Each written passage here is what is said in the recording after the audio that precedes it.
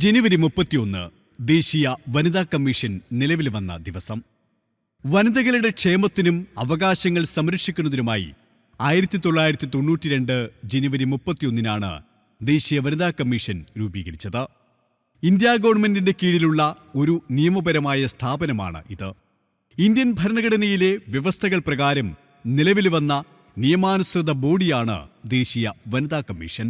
സ്ത്രീകളെ ബാധിക്കുന്ന എല്ലാ നയപരമായ കാര്യങ്ങളിലും സർക്കാരിനെ ഉപദേശിക്കുന്നതിന് വനിതാ കമ്മീഷന് അധികാരമുണ്ട്.